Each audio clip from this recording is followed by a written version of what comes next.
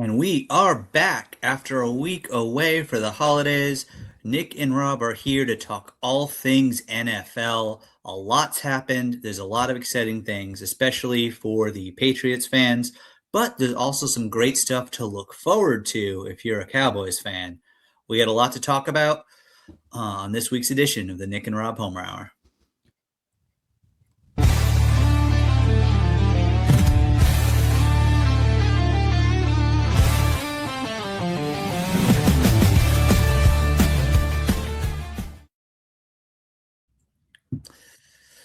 Hey, Nick, how's it going? Well, Rob, did you have a very Merry Christmas? We haven't been on the pod since then. Yeah, we'll call it a relaxing Christmas. Megan and I were supposed to go up to Rhode Island and spend a week up there, but instead I caught a flu or something and was just about bedridden for almost a week. On the plus side, like I said, it was very relaxing. And then, we actually we get to celebrate Christmas, just the two of us, which is always really enjoyable. Even went and Megan picked up a tree. She actually snuck it into the house. I was pretty impressed. I did not know we had a Christmas tree in the house. And then she's like, "Oh, we need to decorate this." That was pretty cool. So it was good. Are It was we not talking bad. It was not real, what we or expected, but not bad. are we talking real tree? I mean, it looks pretty nice. I Yeah. see it in the background. Yeah, it's a real tree. Wow, she got a Megan, real tree like, in. she picked it up on like either the day before Christmas Eve or Christmas Eve for like $20 at Lowe's. Hint, if you don't mind getting your tree late, you can get real good deals at at tree lots that really need to get rid of the trees that if they don't sell, they just gotta throw them out.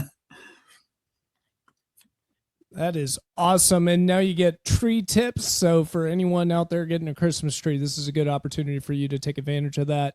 The key is get sick, ruin your road trip, and there you go. You get your Christmas tree late on the 23rd or 22nd. There you go. I like it. And it worked out. But overall, we had a very nice, relaxing Christmas. Um, we always watch Christmas Story, a few other Christmas movies, and then inevitably Megan naps, and I this year, got to turn on football. So worked out pretty good.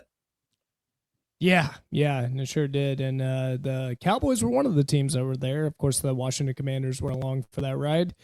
We're going to power through the Cowboys segment one more time in the Eastside News, but we are moving on to bigger, better things here after that because week 18, this is our last Eastside News, everyone. I just want everyone to know this is our last one.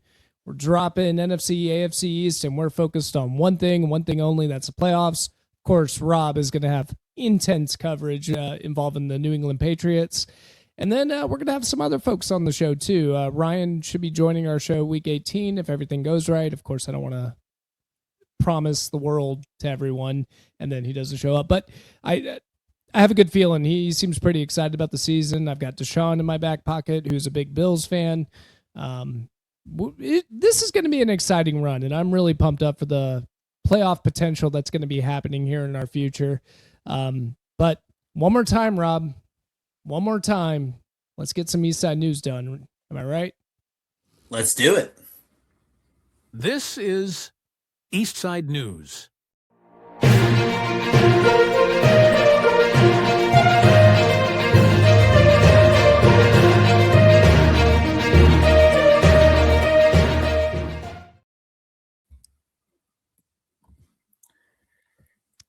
Well, we might as well start since off it's with those been Cowboys. it's been 3 of the last 4 weeks we've been playing on Thursdays anyway, right? Or the first game, the first game of the week. So why not again? Let's do it again. I know the Cowboys are always a big draw. I get that.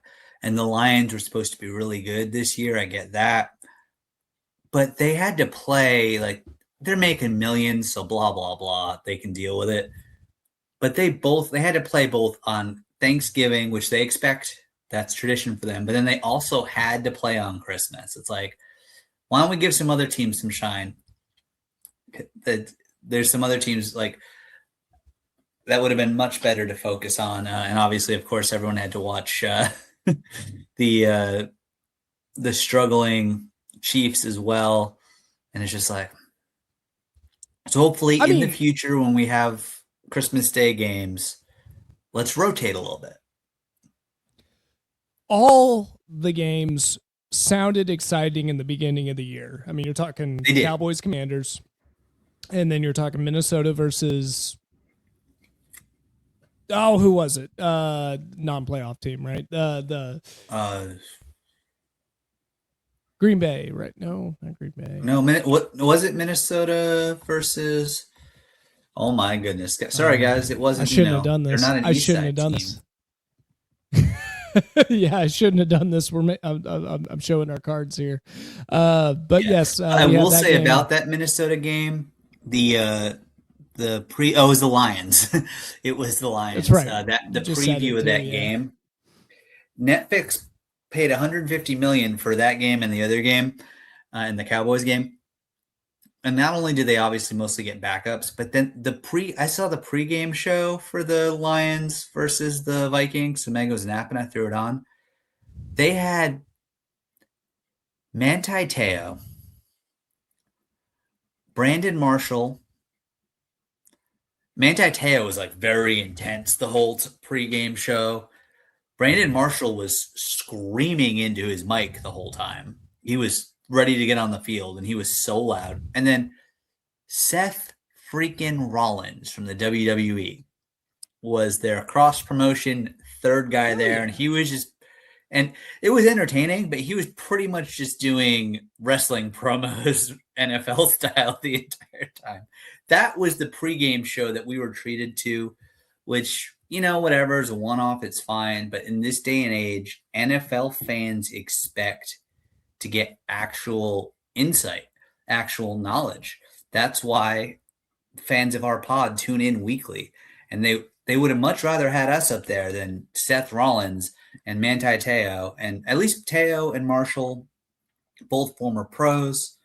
And they both had good points. They just had horrible stage presence. There was like no one coaching them through their stage presence. They had some woman on that was running point, but I have no idea who it was. Well, the Cowboys got a good grab because we got Michael Irvin being our pregame and halftime show, and I get it. Whatever the controversies you want to say about that, I don't really care. The guy has stage presence, and Cowboy fans, I gobble him up easily. Whatever he says, it's just entertaining. He's yours, of course. He is the version of he's not only ours, but he kind of reminds me of Charles Barkley on TNT, where he's just so goofy and such a cartoon character that he's just entertaining when he hits a scene. And I think it's just a lot of fun for NFL fans to watch him. So I loved that. Yeah. I mean, I saw Michael Irvin and I got giddy. I mean, he's our little mascot and represents us. Maybe not the best all the time, but we love him. We love him as Cowboy fans. So I'm always down for it. But they did have a game going on. Yeah, how'd that game go? Go ahead, Rob. I was going to ask how the game went. I mean, to put it quickly, Rob, our offense did really good and our defense did really bad. Does that sound any different from any of our games that we've played in any of the 2025 season? Because that's exactly what went down again here. Yeah. It's just every time I watch the Cowboys, and then the last few weeks I've seen a lot more of the Cleveland Browns than I ever expected. I don't know how they're ending up on these games that I have to watch. But if you would just combine the Browns defense and the Cowboys offense, you're talking about a team that probably would have gone 15-2 in the regular season and be the sure one Super Bowl contender. Instead, both teams are wasting Super Bowl caliber parts of their team. Yeah, and I mean, Josh Johnson came back. Marcus Mariota was out, and then Jaden Daniels was out. So, Josh Johnson went out there, got 15 for 23, 198 yards. Didn't get a touchdown, but it's just so irritating anytime I watch any of these, any quarterback. Now, Josh Johnson's on the ledger of he had a really good game, and he shouldn't have because he's not this standout quarterback, just like, late in the career, Russell Wilson. We just get crushed. We get filleted out there. we know, we expect it, and we don't really ask too much from it. So Cowboys did end up getting the win, so I guess we're going to back up a little in the draft on this one. I'm okay with it. Right now, they got to You're get in a the winning middle culture. anyways.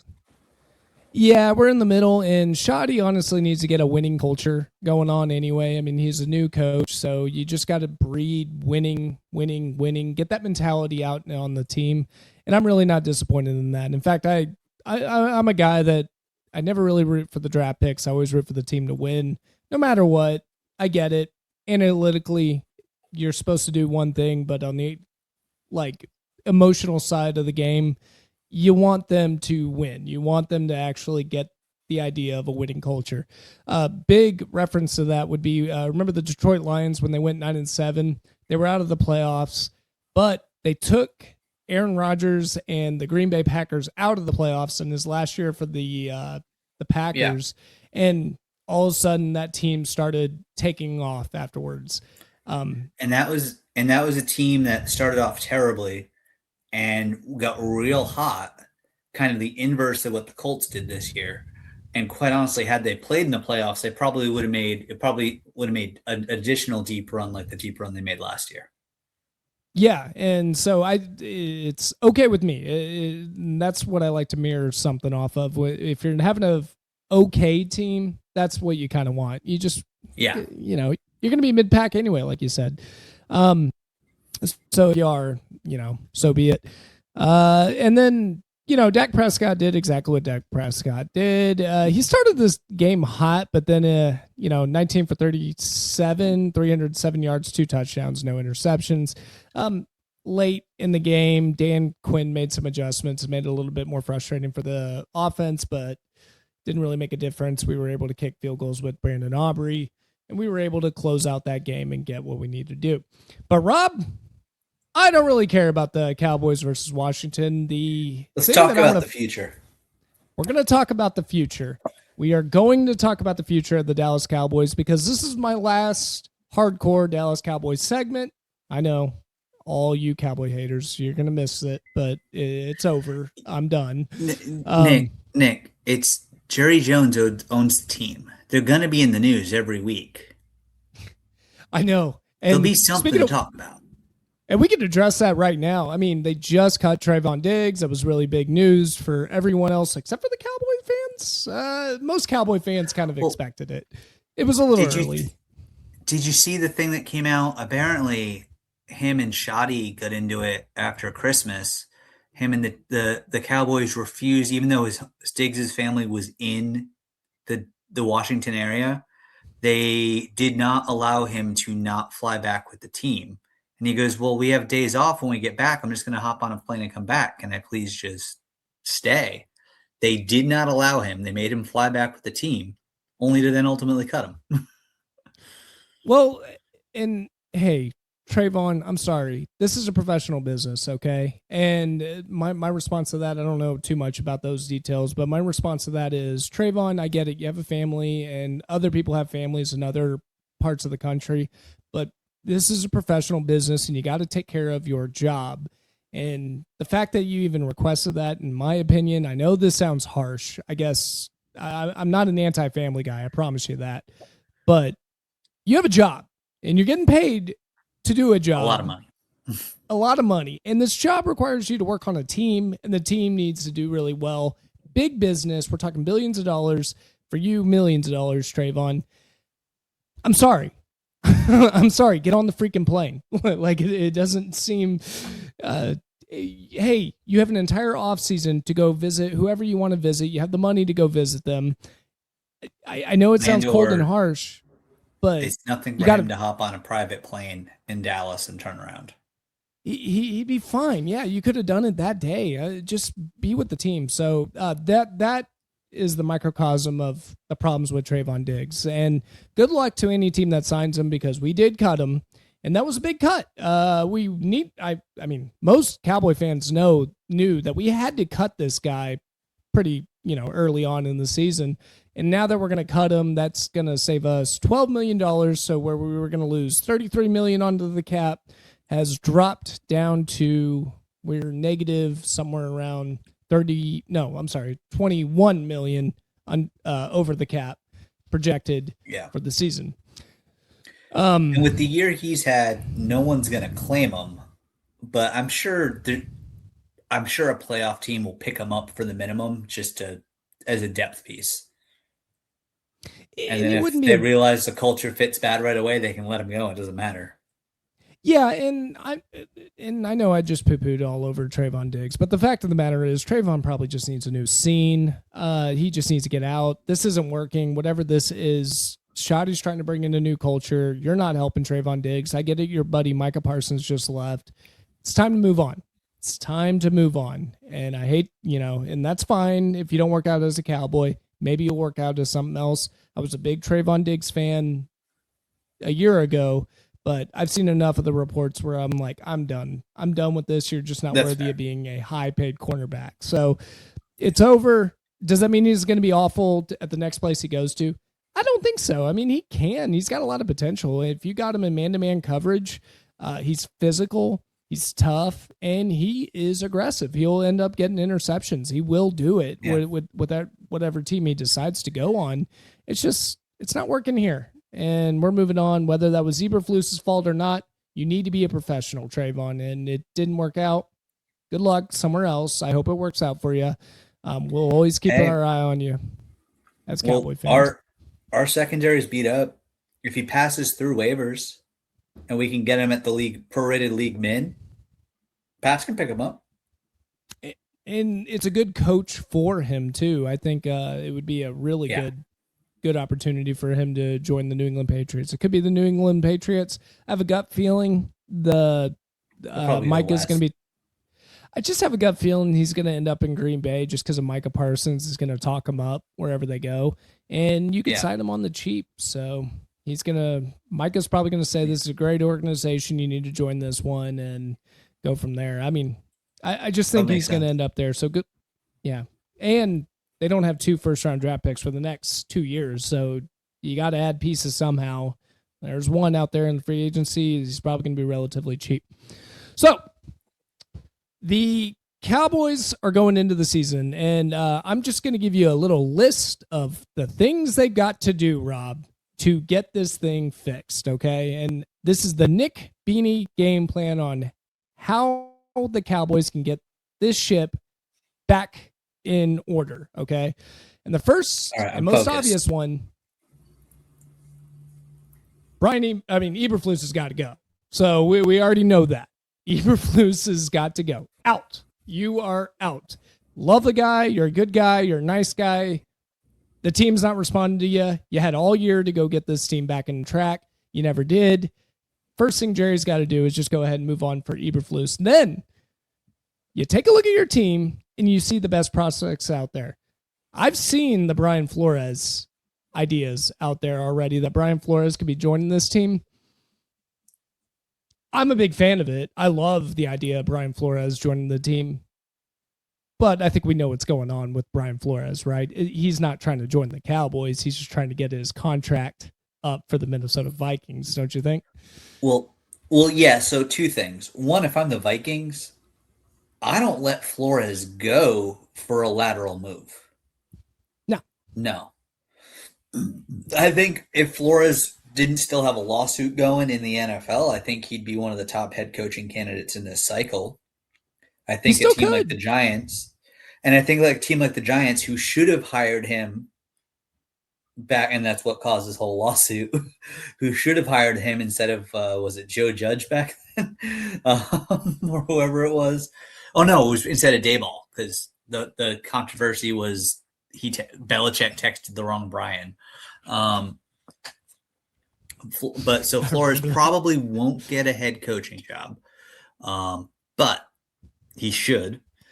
But if you're the Vikings, no way you're letting him go for a lateral move, because guess what? The Vikings with a healthy quarterback are in the playoffs next year, and they're contending for a Super Bowl.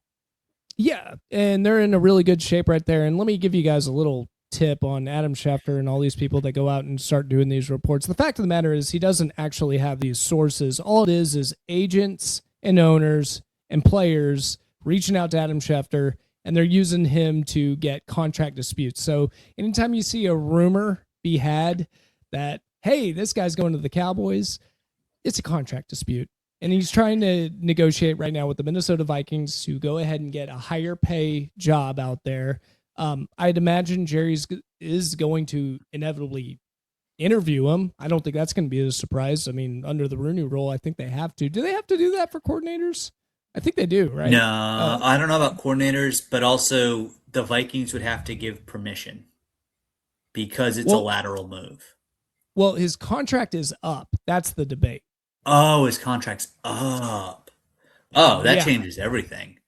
He's going to be the highest paid defensive coordinator. And if his contract's up, Jerry should pay him head coach level to come on in. And it'd probably be higher than Shoddy. I don't think Shoddy is getting paid that high right now as a coach. But and then that's good because then Shoddy should get a raise. Shoddy's deserved a raise, I think. I think so. Yeah, he's doing fine. He's building a culture out there. He's no Kellen Moore, but yeah. I'm just trying to get you to laugh. Sean Payton, all these players, all these coaches that used to coach for the Cowboys and now doing really well. Better than Jason Garrett. Hey, better than Jason Garrett, who is rumored somewhere, I think UNT, which is a little weird, but we'll see how that works out. Why would he want to go on the recruiting trail? I mean, if he wants to be a head coach, I was saying he should go to the UFL. Would not have been a bad hire for the Renegades, actually. I wouldn't have a problem with him. Yeah. I would have been excited. Yeah, I would have trusted his process into the UFL. But so the number one thing that you got to do is you got to get your defensive coordinator. And Jerry, take care of your defensive coordinator first. That's number one. You need to figure out your scheme before you can approach free agency. Okay?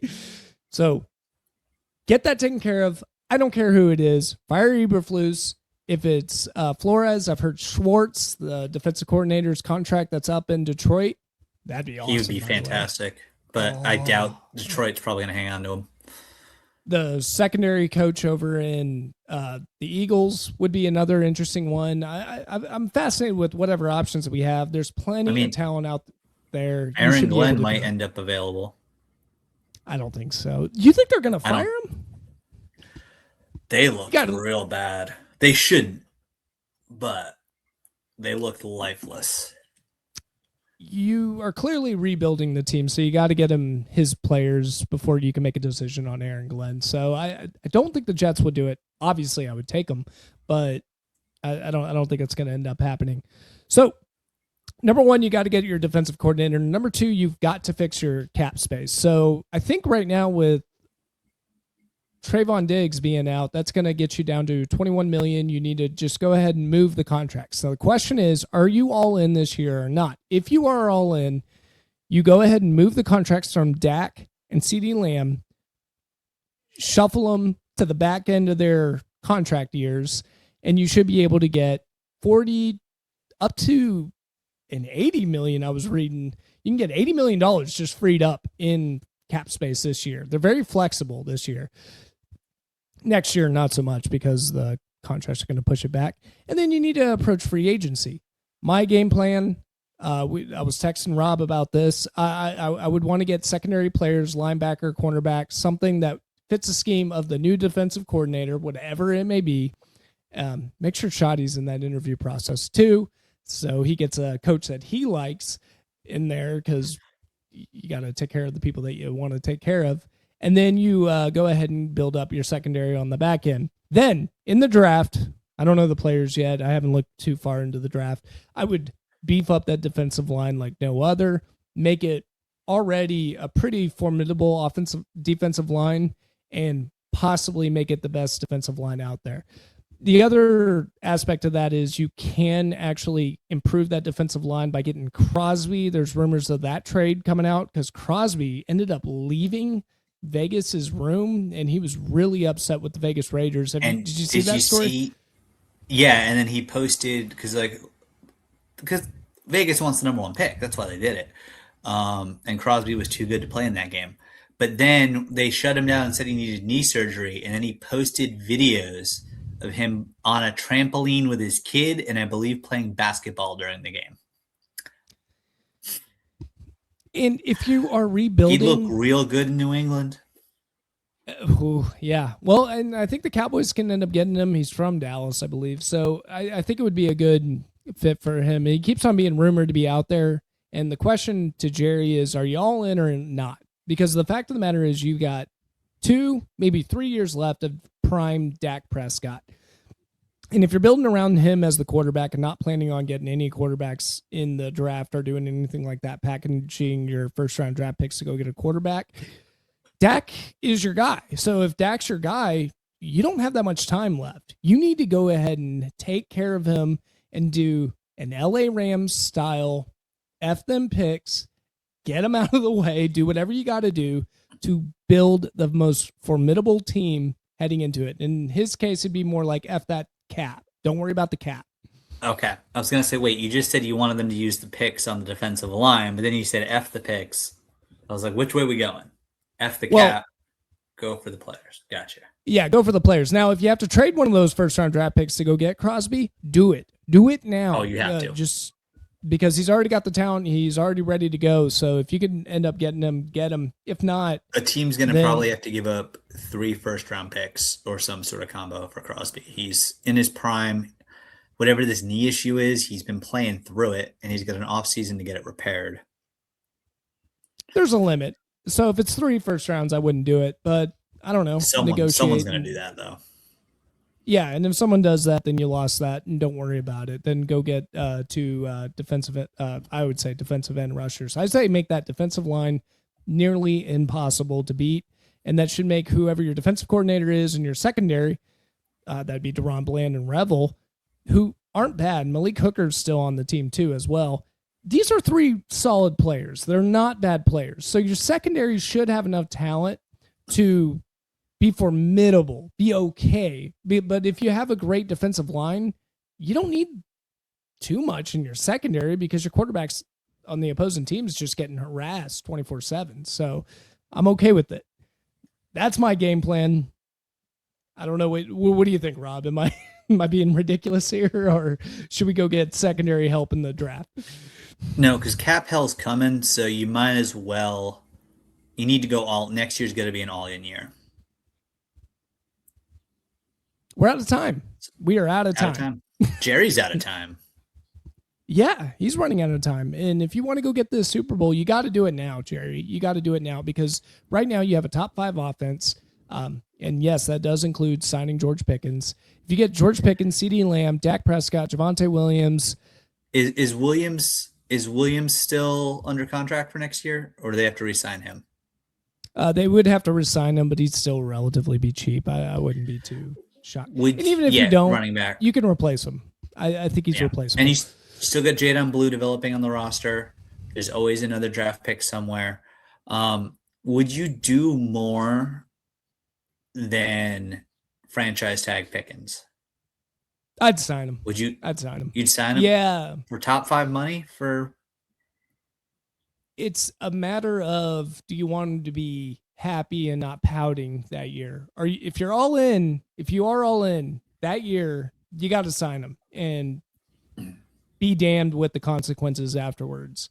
Because even though you got Flournoy that seems like he's ready to take a leap.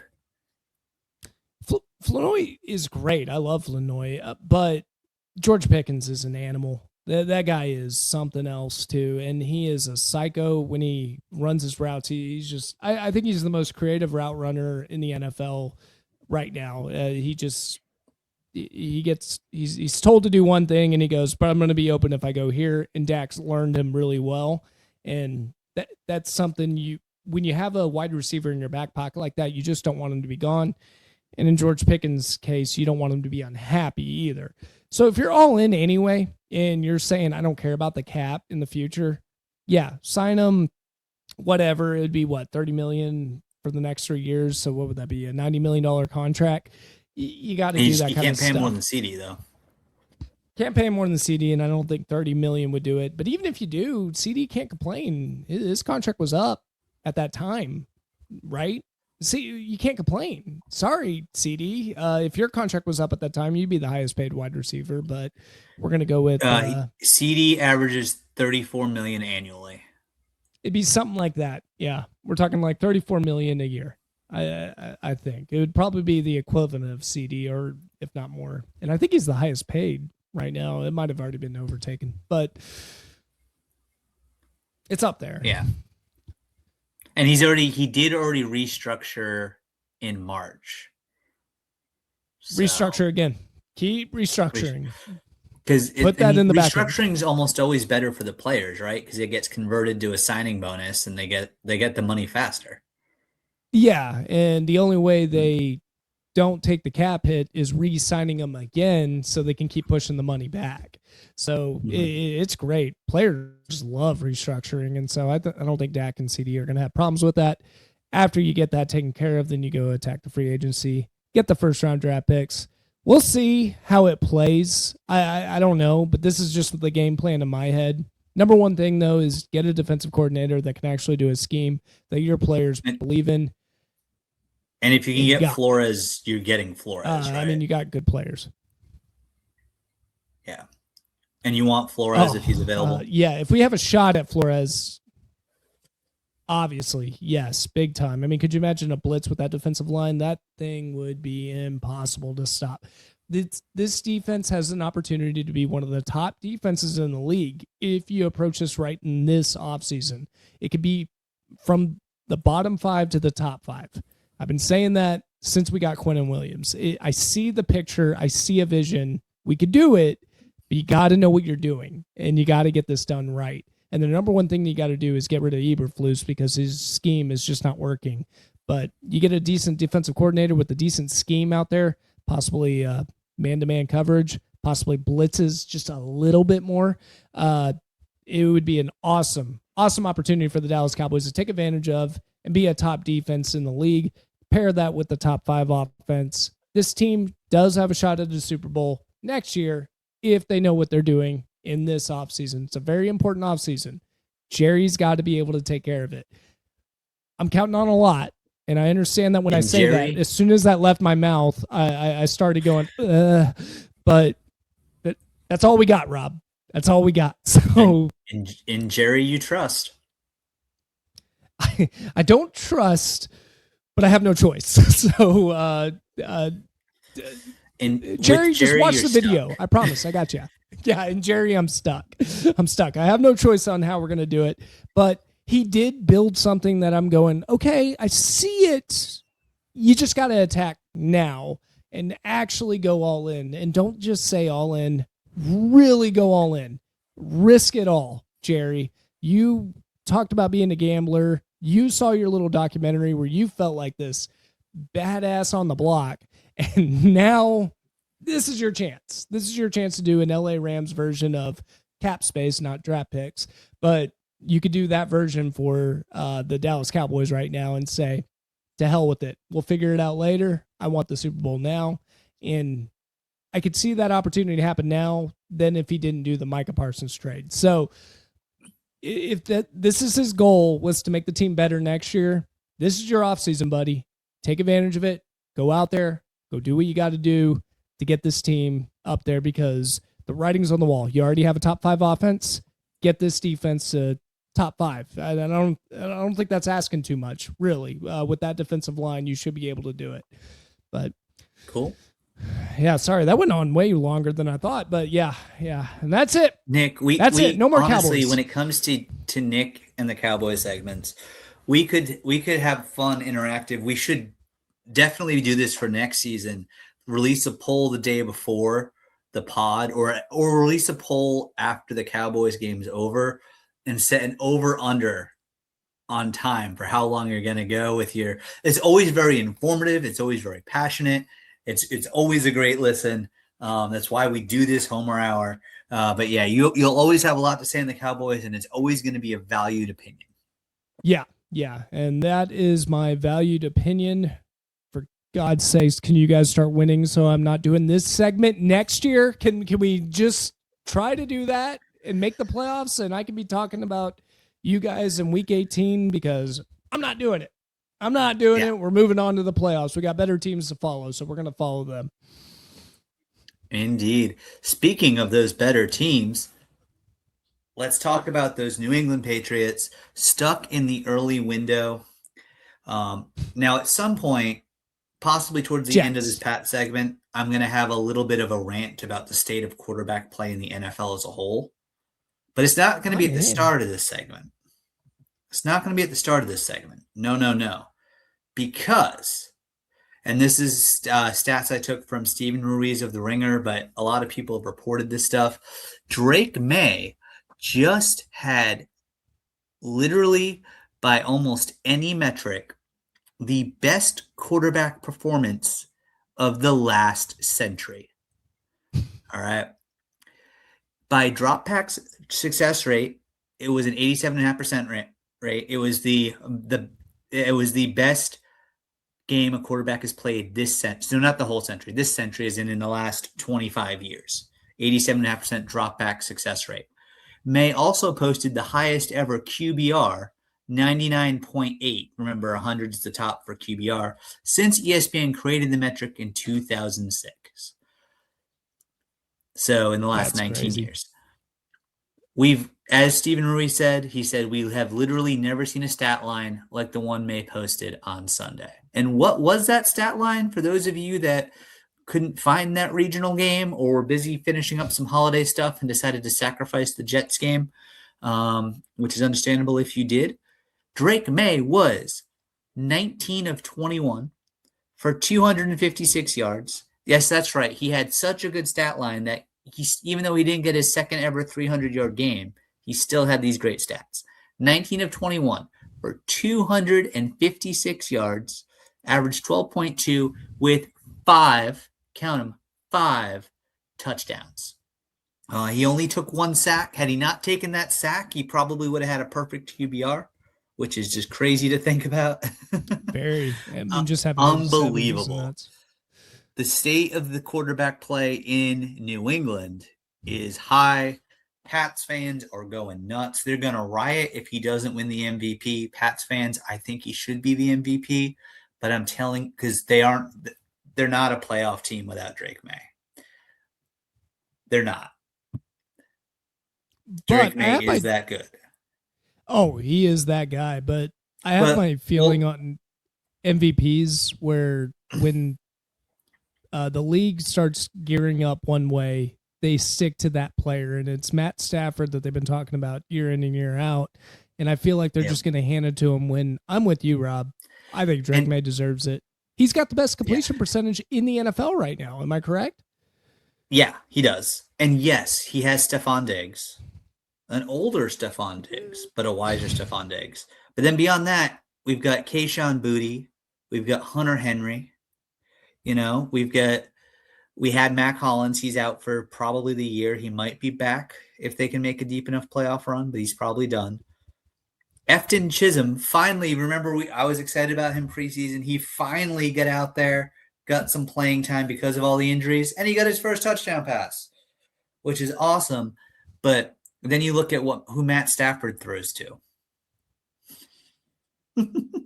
His roster is insane.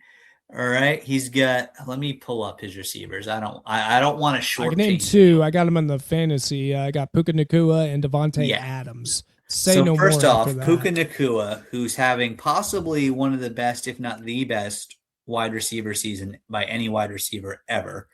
Number 1 in fantasy in the wide receiver position. His thought process outside of the game of football, that can be debated. We don't have time for that in this pod, but if you don't know what I'm talking about, just Google him and just Google the news around him from the last few weeks. He's quite the head case, it seems. Then they've got Devontae Adams. All right. They've got him too as a number 2.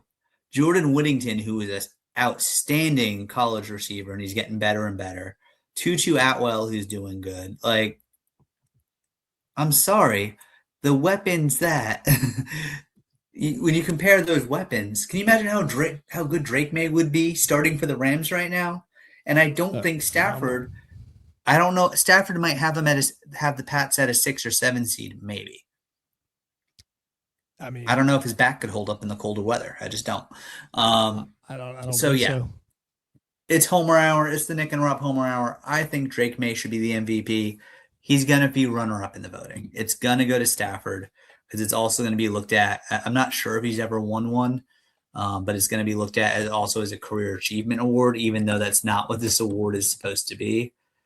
But it is. Yeah, it's stupid. But I'm with you. It can be. Same with the NBA. He's never won an MVP. So it's going to go to Stafford. And you know what? That's fine.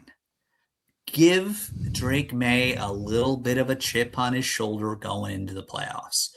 They absolutely crushed the Jets. They did what they were supposed to do. And you never know because it is a rivalry game. It is a division game.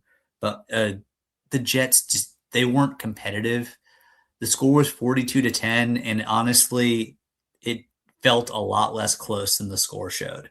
It was just an absolute blowout. It was the halftime score was 35-3, and the Pats ended up giving a little FU because the Pats they looked like they were content to run out the clock, and then Aaron Glenn calls a timeout, and then Vrabel kind of gives them a look at the sideline, and next thing you know it, they're using their timeouts, march right down the field. Okay, fine, another touchdown. The next thing you know, it was very quickly in the second half, 42-3, and it's like, all right, this is over.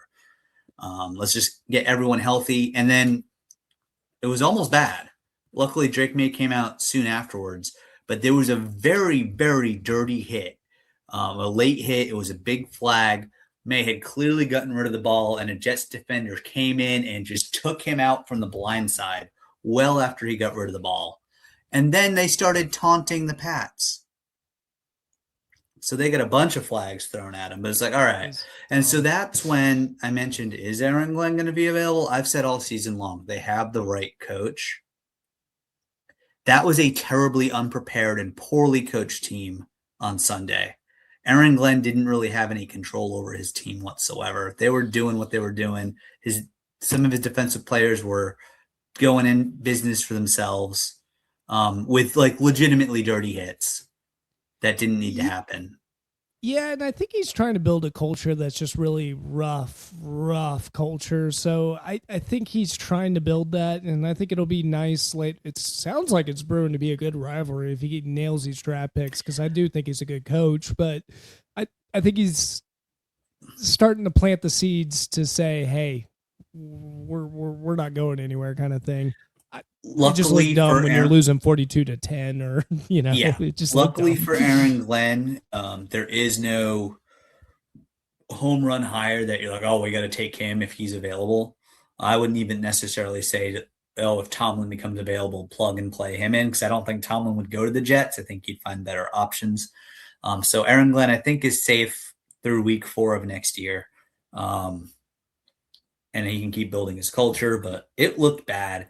And a big part of that bad is they don't have a functional quarterback on their roster right now. They started Brady Cook, went 19 of 33 for 152, average of 4.6 yards, nearly 7.5 yards per pass attempt, per less than Drake May. Had a pick. Got only sacked once for 12 yards, a QBR of 11. So where Drake May had a nearly perfect 99.8, Brady Cook had a QBR of 11. And it's just and you look at Josh Johnson got his start. You look at all these other teams and you're going, and it's on the NFL. They don't develop their quarterbacks at all. If you're not the starter, you don't get reps in practice unless you're on the scout team. Right. That's idiotic. I know, I've been following the NFL forever. This is how the NFL's always done it. It is absolutely idiotic. They need to be fine. There's how many players are just you should have multiple fields. Go have the backup with the third stringers or whatever. Running 7-on-7 drills, doing it get them reps, get them moving. And then, okay, that's not great. Look at the spring footballs right there. Look at the UFL. How has Jordan Tiamu and Bryce Perkins not gotten a shot? You're telling me Tiamu and Perkins would have been worse than Phillip Rivers? Granted, Phillip Rivers has actually shocked a lot of us.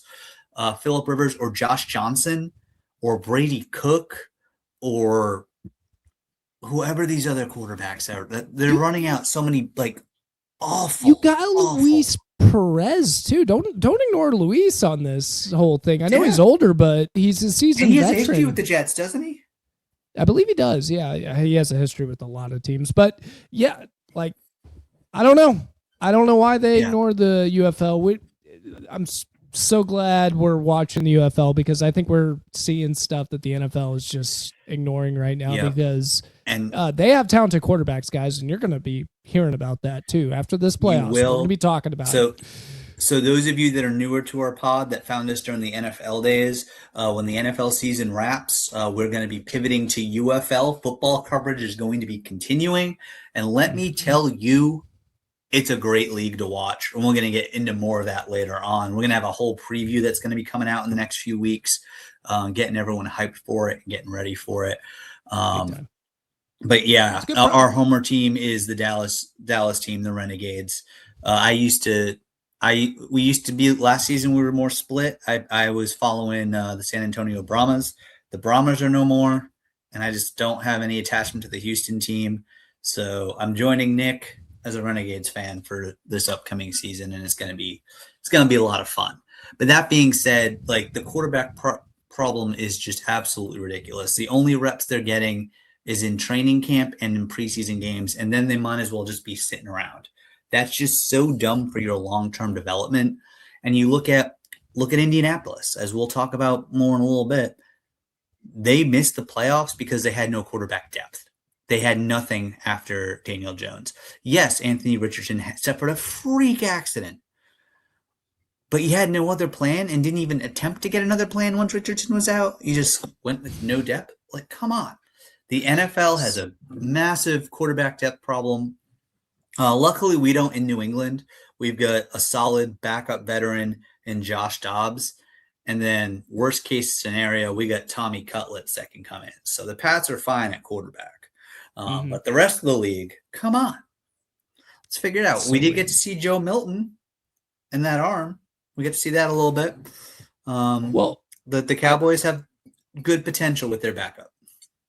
Yeah, and I was gonna say I kind of like what the Cowboys were doing. I know we just got a new one, but this is same with the Texans and other teams out there as well. I can't think of it, but I call it the Cooper Rushes of teams too, right? Where you just they might not be good anywhere else, but they're good for your team. They work well with you because you develop them, you work with them. Cooper Rush has. I'm sorry, Cooper, if you're listening to this, you don't really have that much talent. I'm sorry, buddy, but you did well with our scheme. You understood what we wanted. He was good with the scheme, yeah. And you knew exactly how to win a football game when you had to win it. God forbid you go over to the poor Ravens and you don't know what the hell you're doing all of a sudden because the talent has to come out. So I think that's what a team should be doing, where you just hold on to a draft, whoever it may be, hold on to them for a little bit, train them up. And then when they go in there, that's your guy, and pay your backup, and you have a good backup going into the season. Yeah. Or go get a Jameis Winston or someone crazy like that.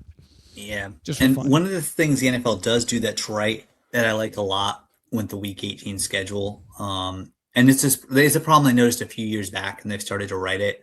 But like, you're not going to see any Josh Dobbs unless the game's in hand one way or the other in Week 18, because the Patriots and the Broncos are playing at the same exact time.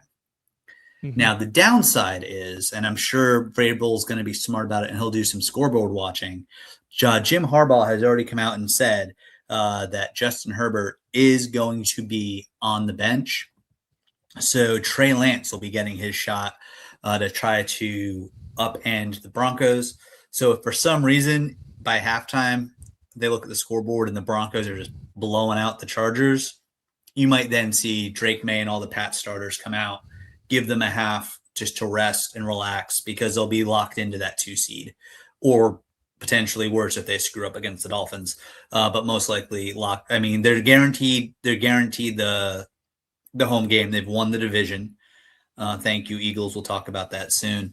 But you know that Vrabel's going to have someone scoreboard watching, and if it becomes a complete blowout, he's going to find that rest for his players because the odds at the Pats getting that number 1 seed are almost non-existent.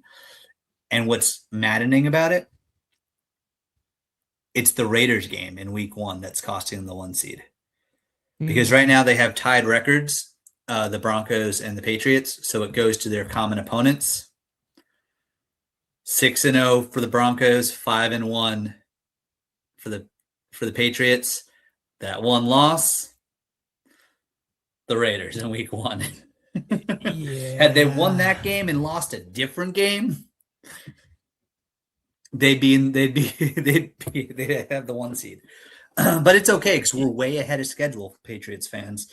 But we can very much expect to be playing a wild card game, most likely with San Diego coming over to Foxborough. Really hope it is San Diego because there's some scary teams out there. We're going to talk a little playoff preview eventually, but I would much rather have the Chargers come out than say whoever doesn't win between the Jaguars and the Texans. So Yeah. I don't know. I wouldn't want any part of that right now. They're both good-looking teams. Yeah, for sure. But most likely it looks like it's going to be Pats Chargers in the wild card weekend. But we're excited. We've survived a ton of injuries. We're right there. And we got playoffs to talk about next week. But yeah, we're looking good. Everything looked great. Spillane's hopefully coming back soon. Will Campbell should be eligible to come off. His window should open up. I doubt they're going to play him against the Dolphins. But he should be, as long as there's been no mess ups, he should be good to go. And trust me, there's not going to be any there might be a little rust when he first gets up on the field, but him and Drake May are practically inseparable off the field. There's always videos of them at each other's houses doing things. They're best friends. It's absolutely the dream scenario, and it's just wonderful. But anyways, I'm going to stop gushing about the Pats. Do we want to talk Dolphins next, or do we want to talk who else we got in the Giants? Well, we've got a lot. Like, I know we said a lot when it comes to the Pats, but Rob, the big thing that's hitting the Twitter window right now, though, I just want to oh my goodness, take yes, on it. yes. Let's Stefon cover that. Diggs, Sorry, real quick. Let's get that one day. knocked out here. Yeah, not a good day to be a Diggs, for sure. It came out today that there was an alleged incident. I say alleged because that's what it's being stated right now on December 2nd.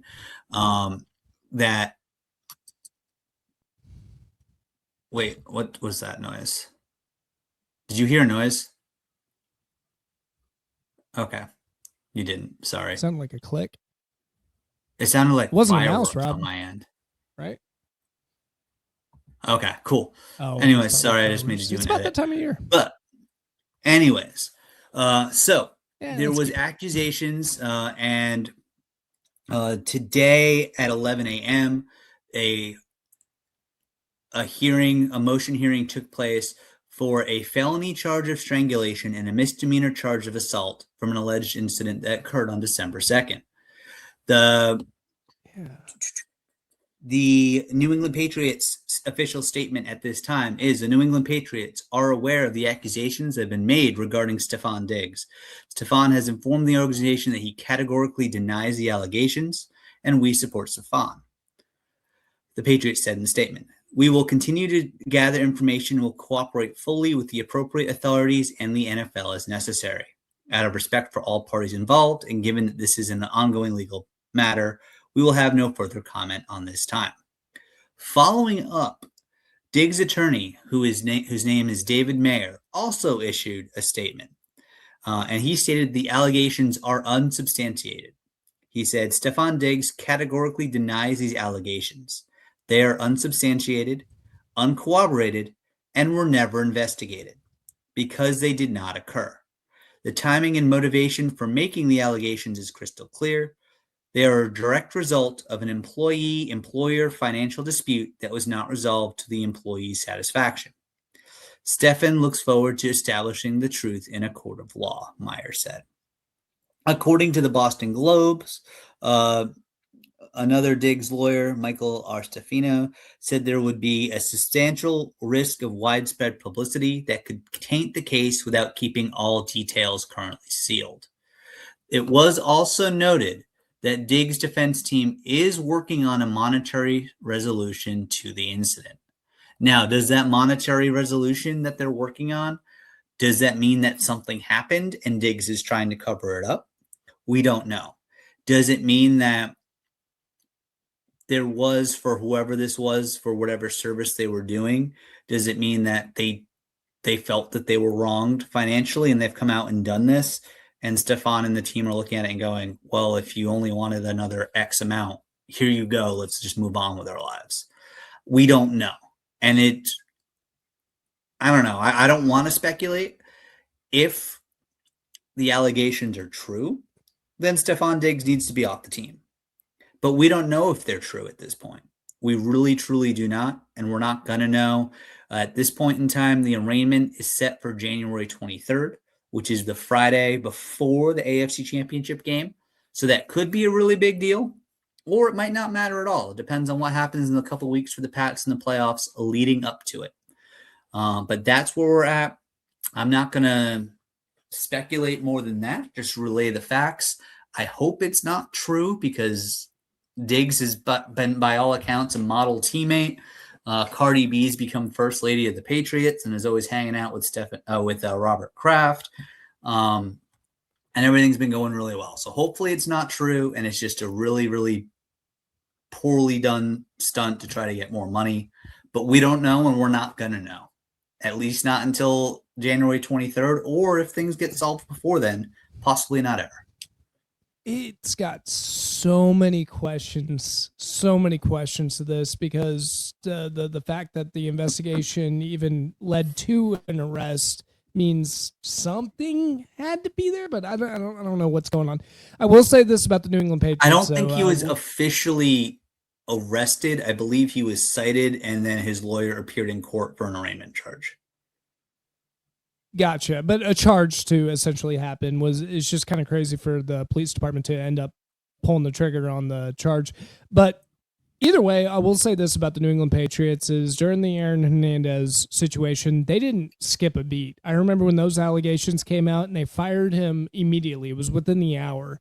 So they're clearly confident in Stefon Diggs in this situation. And I do believe that the team sincerely does believe Stefon Diggs is innocent in this situation. But like you said, I guess we're just going to find out. Either that or you just kick the can down the road, and by the time the courts start picking up, it's either the offseason anyway, or you're in the Final Four. Hey, in our country, it's innocent till proven guilty, and that's where he's at right now. As it should be. Guilty. It's not always that way, but at this point in time, it seems like something that happened with only two people in a room, and neither one of them are talking. So we're not going to know until the courts say something. So I would expect that Diggs will remain available pending something big flipping. And we'll find out. But good luck to that because he is a damn good wide receiver and he will do you a good service. But like you said, yeah. That being said, if he's guilty of these allegations, he needs to be off the team. So Rob, should we get into the Buffalo Bills losing the division? Not yet. Almost. I'm going to hit on the there was a bright spot that as a Longhorn fan I do want to talk about in the Miami game. So I'm just briefly going to hit on the Miami Dolphins for what will be their last real mention in this podcast this year. They went out and they made Tampa Bay's life very difficult with a win 20-17 over the Tampa Bay Buccaneers. This was in Miami, but it's a game in Florida, so no one had to travel too far. And wow, the Bucs have collapsed. They're down to 7-9, but lucky for them, if they can find their way to win a Week 18 game against Carolina, they can still win their division and get in the playoffs. But it looks like it's Carolina's division to lose at this point. But the exciting thing, what we want to hear, Devin Achane, he was okay, 18 for 83, no touchdowns for him. What was really cool, though, was Quinn Ewers making another start. and he played well. He was 14 of 22 for 172 yards and 2 touchdowns. He did end up taking 2 sacks, which was rough, but he had the highlight of the game for him, I would say, was a 63-yard touchdown pass to Theo Weiss Jr. And Quinn looked like a competent quarterback in the NFL. And I think 2 things probably happened with this game. Pending some sort of weird disaster in New England. One, I think Tua has played his last down as a Dolphin. And I think if you're a Dolphins fan, whether Quinn Ewers is the answer or whether he's not, this is a good thing for you, because I think Tua is someone that is, and again, just my opinion, he is very full of himself. He is very aloof. He is not the leader you need in an NFL locker room. He's just not. He's far more late career Russell Wilson than early career Russell Wilson when it comes to how he handles himself. And, more and more we see things with Tua, and we look back at Tua pretty much running Brian Flores out of Miami with a lot of accusations about being a tough and hard coach. And you're like, was he actually unfair to you, or could you just not handle it because you thought you were which is crazy because Tua played for Nick Saban. Mm-hmm. Yeah. But yeah, more and more it looks like Brian Flores should have been the one that won that one, but we'll never know all the details exactly what went down with that. But it's going to lead to an exciting offseason. I think if the Dolphins are smart, they hang on to McDaniel. I don't think you can find a better ready-made coach unless you want to bring Tomlin in or Harbaugh in if either one of them are released. And I could see them getting excited about bringing in John Harbaugh instead. And then Mike McDaniel is going to go create another playoff caliber team elsewhere. But I think Quinn Ewers has found himself a roster spot for next year. I think he's going to stay on the roster in Miami. I don't know if he's the week 1 starter, but I'm pretty sure he's going to be on the roster. And whether they draft another guy or more likely they bring in a veteran, I could see them bringing in a veteran, potentially depending on what they do with Tua. If they do that trade I talked about, flip Kyler and Tua, I think that'd be good. Maybe they can go out and they can throw a reasonable bag at Malik Willis to come in and out of Green Bay and come in and compete with Quinn. Mm-hmm. That could be a thing. Or maybe someone like Michael Penix is available. You never know. I think there's going to be options out there. Penix shouldn't be available, but there's all sorts of weird stuff going on in Atlanta, so who knows what's happening there. So I think if you're in Miami, it's kind of exciting, even though the season didn't go as planned. I think it's really exciting because this Quinn Ewers thing, I think it's going to work out just great. And the reason why I wouldn't get rid of Mike McDaniel is because I love Quinn Ewers. I just think it takes him a little time to get things worked out, but he does things. Yep. My biggest thing for quarterbacks is manipulating the pocket. He's really good at that, so he can move that around, keeps his eye down on the field, and makes NFL throws, specifically mid-range 20-yard passes, somewhere around there where you have to thread a needle to get it done. And Quinn Ewers could hit it, and he could hit it in Texas. He could do it in the NFL as well. He's a legitimate NFL player, and I projected his career to be very similar to Dak Prescott. I'm not the highest on Dak Prescott, but I do think he's a solid, great NFL quarterback. Maybe not the best, whatever. You don't want to say top 5, that's fine. He's a top 10 quarterback potential. I think Quinn Ewers is. So I think they got a steal in that draft, and I think it's going to really work out with the Mike McDaniel scheme that's very quarterback friendly. For sure. Yep. So Dolphins fans, don't fret. I think there's an exciting time. Hopefully this is the last time we talk Dolphins this year, unless during our playoff preview episode, I'm sure we'll also touch on some Black Monday stuff. And if McDaniels comes up, I'm sure we'll talk a little bit about potential coaches there, but hopefully not. Another team that's not making the playoffs, we want to hit real quickly on those Giants. They won. They won, which means they also did what? They lost the number 1 overall pick. Yeah, yeah. That's going to go to Vegas now, barring all sorts of weirdness, but Vegas isn't winning this week. Yeah. So I yeah, don't and know then what to so a say. lot of fans in Giants country, they're just talking, do we have the right quarterback? I certainly think you Yes. do. Do you maybe still go out and get a mid-tier veteran to come on in, or just keep Jameis Winston? Either one of those, I think, are good decisions. But yeah, I certainly wouldn't be drafting a quarterback. I think they're going to be going on, and I know I should be covering them 10 times better than I am right now. It's just, I'm already It's watching not the Cowboys. They're exciting. already a bad football team. So, but Giants, I think, are in great shape for the future. Scadaboo's going to come back. Jackson Dart's going to be back. Scadaboo's going to be good for another year. You only have 2 more left after that in my projections, but that's it. So take advantage of Yeah. it while you have them. And they should be in good shape. I just think they need a solid coach out there. I'd move on from Kafka, just because it seems like he is 100% lost the locker room. It sounds like a train wreck Already. every time I read a news story involving the Giants. It's terrible over there. Good thing they got it together and beat the Raiders. I mean, that's a good sign, but in the future, you have a quarterback. You just need to build around him now. All the motions are there. So I think the Giants have a bright future ahead of them if they know what they're doing.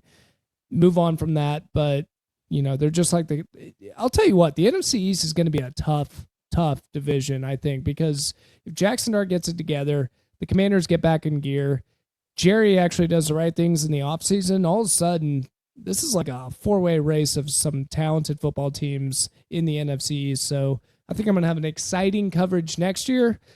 Right now, this is what I got. Giants beat What you got? the Raiders, and c'est la vie. C'est la vie, Which Giants. leads us to Eagles Bills in what was one of the more thrilling finishes in a very sloppy game. It was in Buffalo and there was weather, but it wasn't snow. It was pouring rain, and that led to the defenses having the advantage throughout. The Eagles only got 1 touchdown, and they got it off of a Josh Allen fumble. Allen tried to say that, no, I was throwing. No, he fumbled that ball. He was not. That was not a pass. That was a fumble that was called correctly. Sorry, Bills fans. But that being said, wow, that Eagles defense is so good. And I know, I keep talking about how Jalen Hurts is a top 10 quarterback. Guess what, Still. NFL? He still is a top 10 quarterback. Keep going. That is how Preach. bad the state of the NFL quarterbacks are. He is still a top 10 quarterback. Agree. I would still take him over 20 other players for sure, 20 other starters, because what he never does, he's not going to make that mistake that's going to kill you. He's not going to throw a couple picks. He's not going to have those fumbles. Yes, and this was a microcosm of 2 different styles of play. He played it safe. He bought into the very conservative game plan, which was, we can win it with our defense. We're just not going to lose it with our offense. And he navigated that just fine. Whereas Josh Allen, he does this. Remember that we had that live stream, that Pat's Bills live stream. And I said, it's coming. There's going to be a pick. There's going to be a Josh Allen pick. And then there was. Well, what happened in this game? He fumbled, and then he struggled, and then he overthought that last play of the game and missed a wide open receiver. Coaching ridiculousness is abounded on both sides of the ball. And yes, the Eagles won that game by almost pure luck. Their defense was outstanding, but literally in the second half, and especially once it got to the fourth quarter, the Eagles were content going very quickly 3 and out and just turning the ball back over to Josh Allen and the Buffalo Bills, who of course then came back and got themselves right into the game, as of course they should have. And it's just a little bit more aggression on the Eagles, and it would not have come down to that last play. Now, that being said, oh my goodness, McDermott. Yes, your kicker had 1 blocked, but it wasn't blocked because of an issue based on the kicker or on the holder or any of the execution. It was blocked because Jalen Carter, for some reason, he's got a history of this. That dude's got some serious ups and some serious hang time. Mm-hmm. You watch him, he He's gets a up. freak. You can almost, and he's fully up and outstretched. You can almost count one Mississippi with him up in the air before the ball hits his hands, and then he comes down. And he's not standing on any players. It was an unbelievable play. And normally someone like Jalen Carter with his role in the defense, you don't see him on special teams because you don't want to risk him there. But he's almost, with what he can do on kick blocking, you could almost argue that's more valuable than what he does on defense, which is outstanding. It's how they beat the Rams. And that, Yeah. I mean, all it was a block kick. So Jalen Carter's a freak. And I hate it because he plays for the Eagles. But he's good. But he's if McDermott kicks that ball, the odds are very high Carter's not going to block a second one unless there's some sort of snap screw up.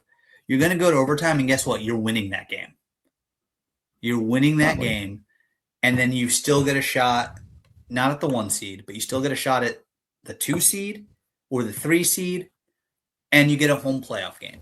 Instead, you handed the Pats the division with a ridiculous play call. Also, and I get you got Josh Allen, so you get with that bootleg, you're trying to give him more time, but just give the ball to James Cook, or tell Allen he's not going to force the throw, and it's actually bootleg, but you're playing for the pylon, and if you throw it, otherwise get the pylon. You telling me he couldn't get the pylon? I don't. It was. I'm okay with going for 2. I am okay with going for 2 just to get. It's raining. It's bad weather. You got to do what you got to do. But I'm okay with going for 2. It's just as a fan, I didn't mind it. Of course not. If I was a Buffalo Bills fan, I would have been furious. You think? Yeah. Hey, little tip to Josh Allen. If you want to stop this whole Jalen Carter situation, all you have to do is spit at him. That's it. And it works. Yeah. True. It's an easy solution. So watch Dak Prescott tape next time, Josh Allen. You would have learned a thing or two on how to stop Jalen Carter. And Allen, like with that play call and then the failed execution on that last play, he ruined what would have been an all-time comeback with the way those last couple drives went. With that beautiful throw he had, Brandon Cooks coming out of nowhere, great pickup by them. And then he tush pushed the tush push team. Yeah, there's number 2 in tush pushing. Yeah, and nothing. Honestly, the worst thing for the Bills, absolute worst thing for the Bills, is now their fans don't get a home playoff game in the last year of that stadium before it goes all corporate world. Before their blue collar fans don't get one more playoff game, and we've talked about it. You said it. They need a home game. And now instead we might be looking at, if things fall right, Buffalo, New England 3 in Foxborough, not in Buffalo.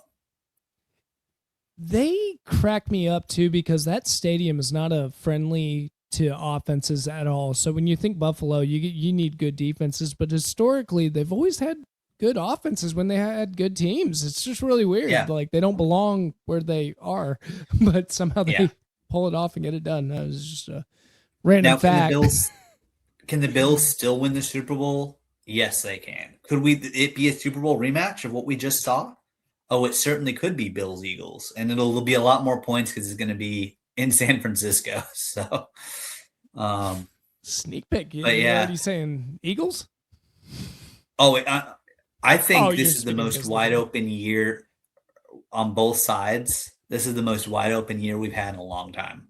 Any of the 14 teams that get in, almost not the Steelers.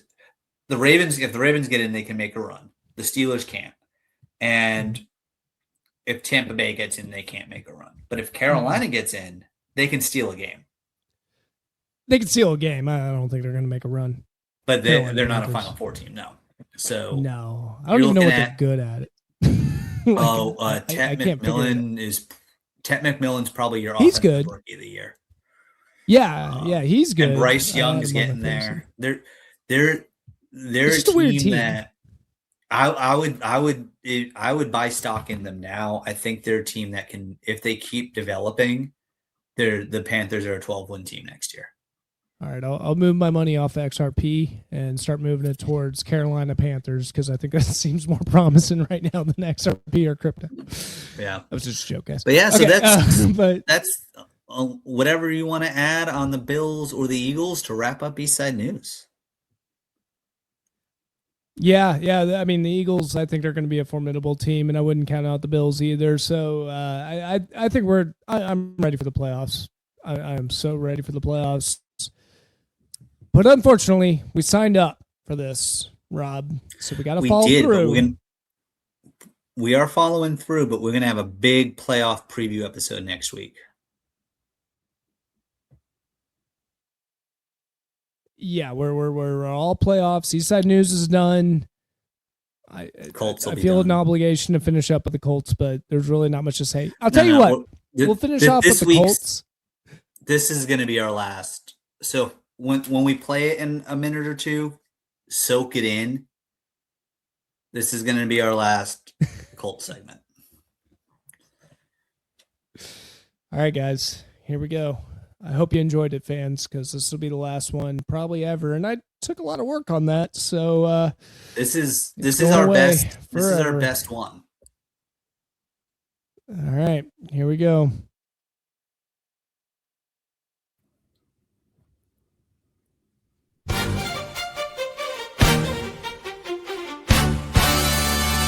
What's going on with the Colts? What's going on with the Colts? What's going on with the Colts?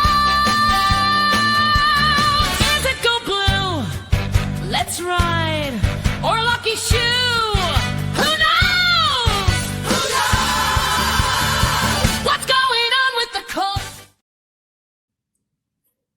Just as we were watching that, I almost wished that we could have edited it and just finished with like a Phillip Rivers looking old and pudgy in the uniform just to wrap it. We sure could have, but we didn't. Hey, I'll tell you what, Phillip Rivers is not to blame for the Colts. I think he did his part, did what he had to do. Shot putting those footballs like he was. I think Chris Ballard should lose his job over how this season went. Yeah, you went all in. You decided to go get,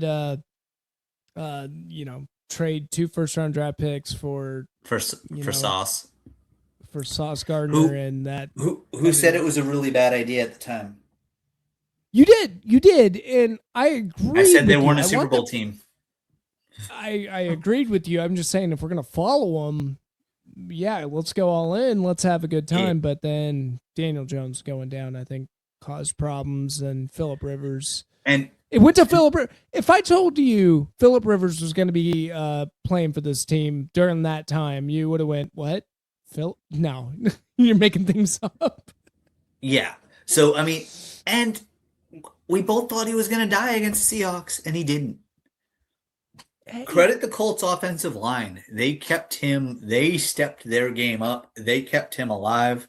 But really, when Ballard didn't make any true moves to get a depth piece behind Daniel Jones when Richardson broke his eye, that's the dumbest move of the season. He could have and should have brought in a veteran then.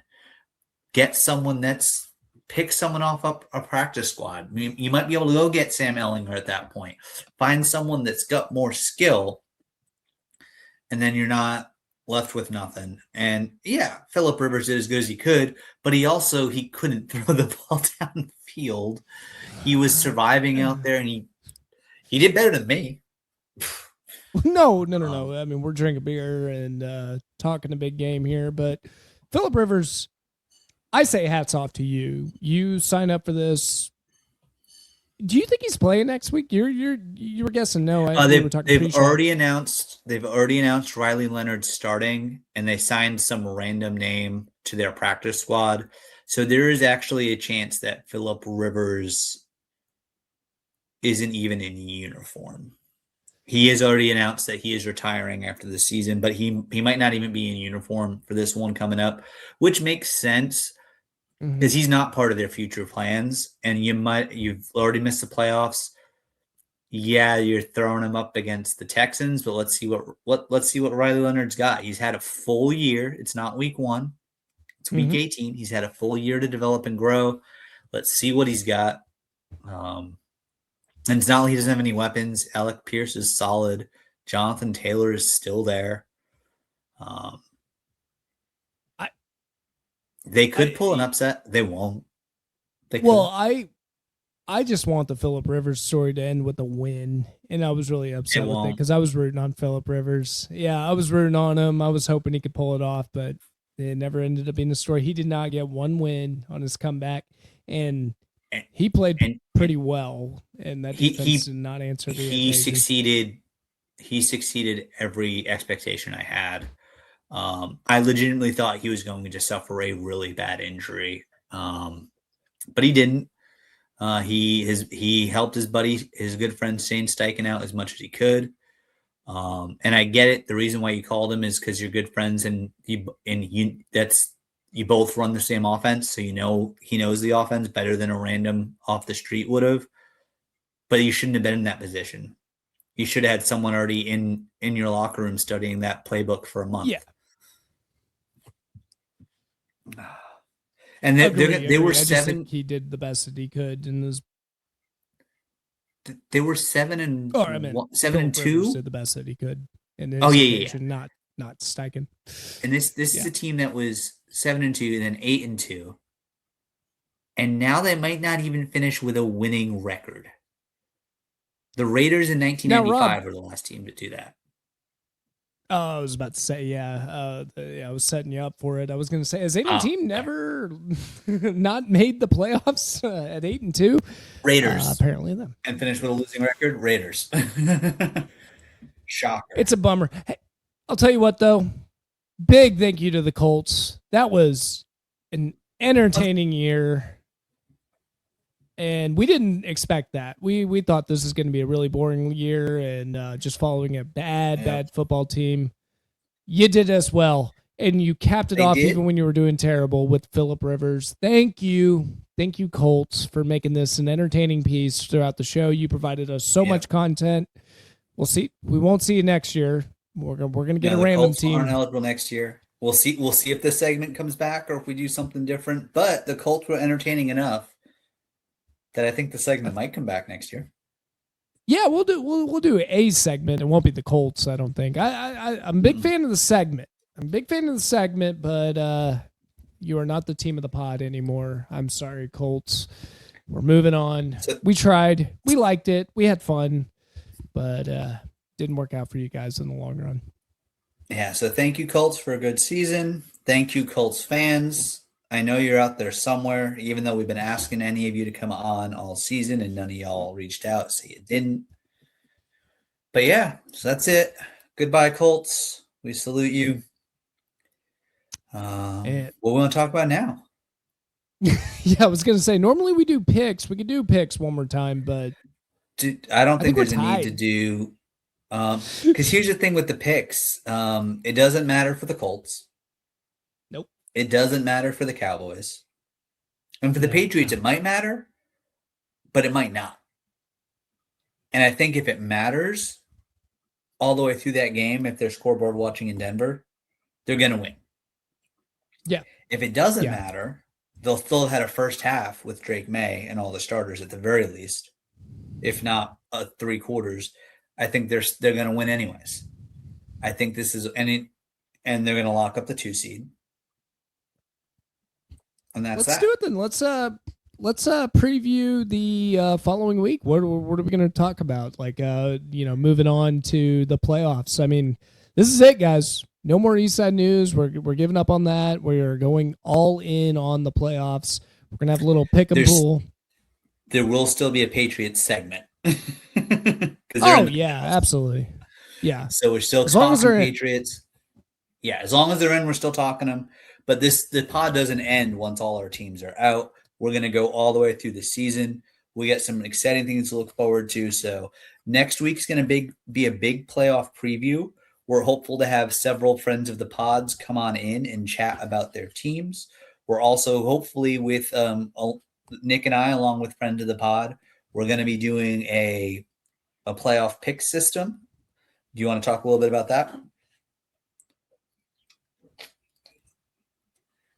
Yeah, so we're going to do a little playoff pick system. We're going to try to get as many guests as possible to be involved with this. I've got Etzel doesn't even know it yet, but we're going to try to reach out to Etzel, who's a big Denver Broncos fan. We got Ryan, who's been on the podcast before too as well, big New England Patriot fan. I got Deshaun, who's got a brother that's on the Buffalo Bills. Mm-hmm. Yeah, he should be coming back on the pod soon. And then, of course, Texans fans. Yeah, we got Texan Patrick fans. We got Patrick. We got Stefon. We'll see if Stein wants to get some picks in. Yeah. We'll do a little. We'll get a big pool going on, and we're just going to do a point system. I don't know what we're wagering, or even if we are wagering. But at the end of the day, even if it's pride, we're just going to try to see who's the best at picking in the playoffs. It's going to start off with the division or the wild card round, which is going to be 1 point. Division round 2 points, of course. The conference round 3 points, and then the Super Bowl 4. So, are we doing the picks each week, or are we setting up a bracket once it's finalized? You can't do a bracket in the NFL because it keeps on. Oh, because we don't know how they'll match up. We don't know how they'll match up. Cool. Yeah, so we're doing the picks each week. And we're doing it straight up or against the spread. Straight up. We're in the playoffs. Because it's going to be. We need wins. You got to win. Yeah. I'm just clarifying for the viewers at home. Yeah. I'm sorry, Rob. If it's not -3 or less, then your team didn't belong in the playoffs. That's kind of my philosophy on that. So you need to keep it outside of anyway. Outside of the Panthers, Bucks, and Steelers, if any of them are in. Yeah. It could be one of them. But hey, we've seen upsets before. Remember Tim Tebow? He did that big game against and win against your New England Patriots and lost. But he did beat the Steelers that one time, and no one counted them in. So playoffs are weird, man. But that's going to be our game. Yeah, and that'll be our game plan going on in there. I'm excited, Rob, aren't you? We're going into the playoffs. I'm done talking about a bad football team. I'm, of course, excited because I'm still talking about my team. Do I think sitting here right now that they are going to win the Super Bowl? Realistically, no. Are they fully capable of winning the Super Bowl this year? Yes, they are. And that's exciting. And then, as I mentioned earlier, of the 14 teams that get in, you could easily make a legitimate argument for 12 of them that they could win the whole thing. And that's not something you can say every year about that many teams in the NFL playoffs.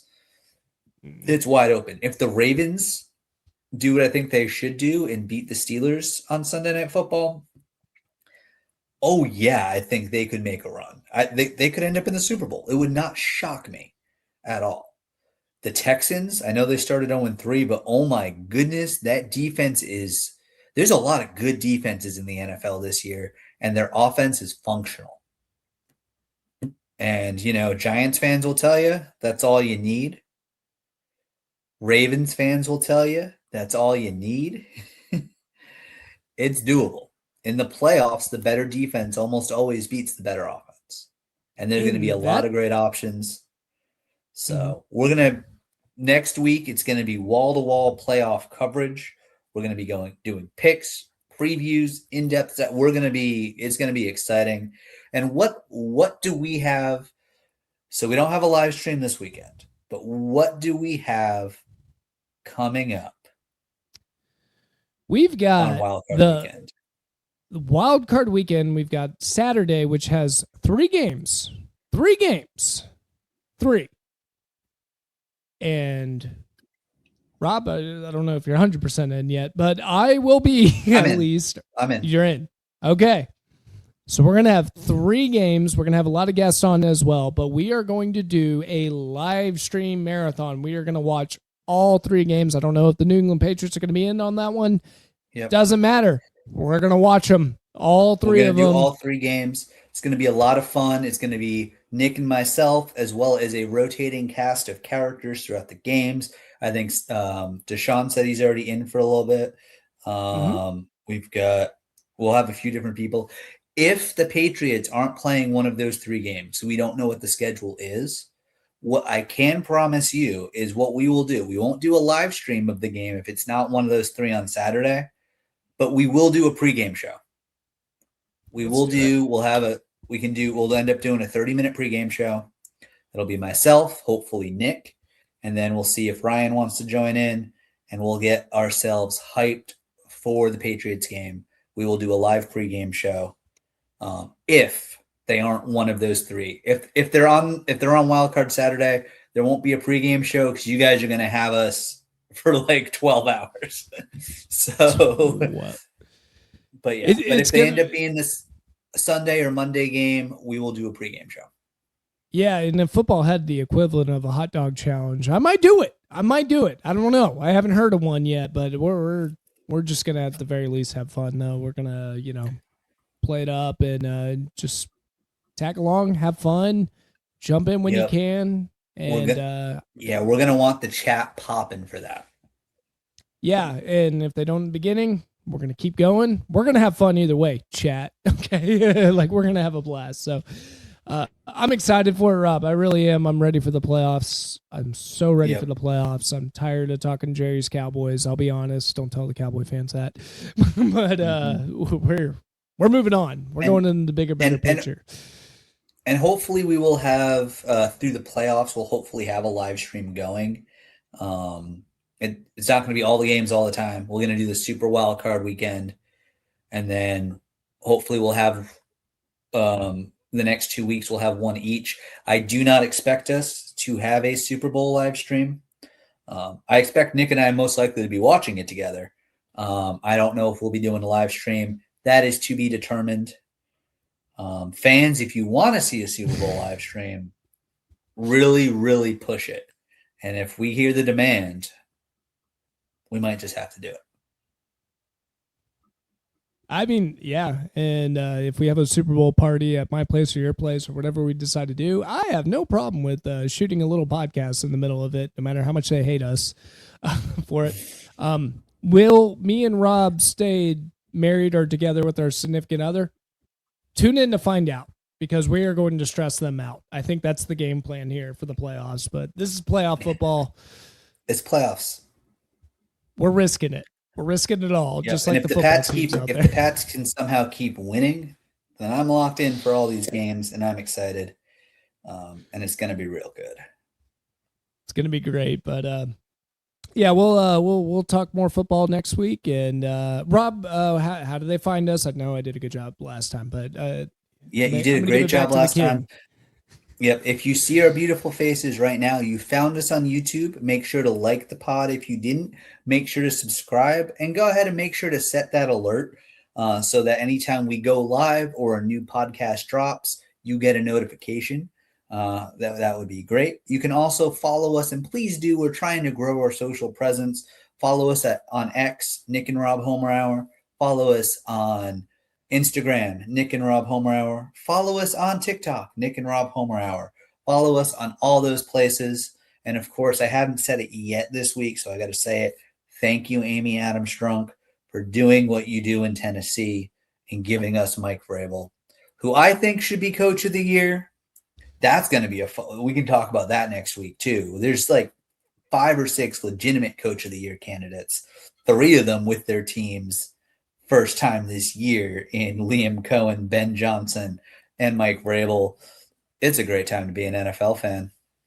Yeah, it sure is. And we'll see you next time talking about playoff coverages, MVPs, all the last things that we got to talk about heading into the last season of the last week of the NFL season. But until then, folks, we will see you next time. And it's been a good one. Have a happy new year, too. We'll be on the other side of it with the new year. Happy New Year.